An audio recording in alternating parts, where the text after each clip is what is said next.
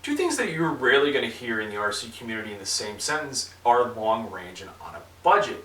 But today we're going to look at how to do it affordably with the Team Black Sheep Discovery platform.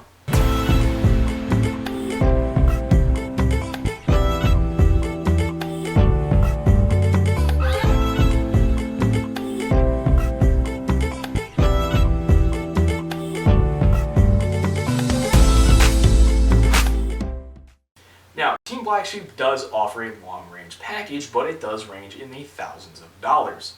Now, I'm not saying that this is going to get the exact performance that the Team Black Sheep Discovery Long Range is going to get, but it can get pretty darn close for about half the price. Now, most of these parts are going to be bought from hobbyking.com, which include the motors, ESCs, flight controller, carbon booms, and batteries. However, some of these parts are a little bit different because I was able to catch them on sale.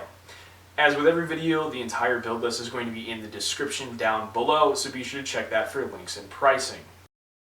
Now, to start off with the build, I want to start with arguably the most important piece of the whole setup, which is going to be our RU-Pilot 2.6 flight controller. Now, the reason why I chose this over the DJI NASA M Lite is because it comes with a lot more accessories for the price. You get an on-screen display, GPS stand, telemetry, and current sensor for $179. Now, just to put on top of that, it is open. Also, this means that there's no doors like in the DJI platform or blockades or any of that stuff. It's all clear for you to mess around with and have fun with. Now, moving on to the power system. For the motors, I'm using Multistar 4114 320 kVs. These run for about 36 bucks. I find them very, very nice for the price. Now, these are swinging standard 15 by 5.5-inch props from hobbyking.com. These run about 6 bucks a prop, and I feel that they are arguably comparable to T-props in terms of quality and performance. Now, hooked up to the motors, I have Hobbywing X-Rotor 40 amp ESCs running these motors, and the reason why I chose these is because I like to keep it simple on big systems like this.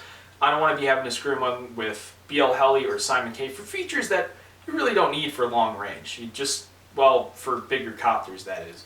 You can still fly a mini quad long range, but that's going to be a little bit more difficult.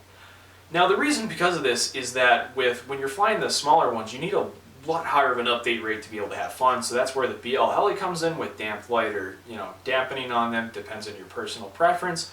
While these, you can have a little bit of a slower update rate because you're not looking to fly fast and low, you're looking to fly more high and slow. Now, moving on to the front of the craft, I am running my trusty GoPro Hero 3 Black Edition for both FPV and also for filming. Now, this setup is going to change in the future. I'm planning on making a gimbal out of either 3D printed parts or aluminum. It depends if I can get the CNC machine working or not.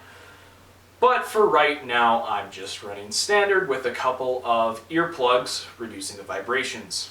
Now, when we come to the aft of the aircraft, I am running 2 of these LD Power 4200 3-cell batteries in series. Now, you may be wondering, well, why do you have 2 3-cell batteries? Couldn't you just run one or run them in parallel?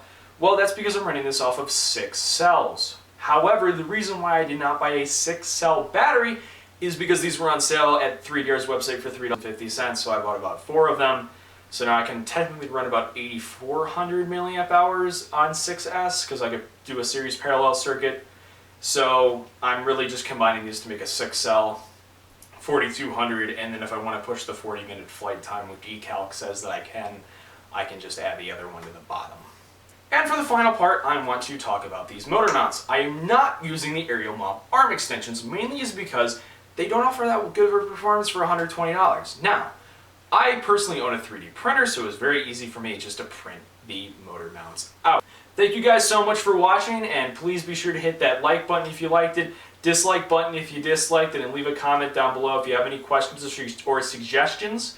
Also, be sure to say subscribe for a fully 3D printed tricopter, which I'm going to be showing off here in the next couple days or weeks. It just depends on how quickly I can get some bolts in. Thanks again for watching, guys, and I hope to see you in the next one.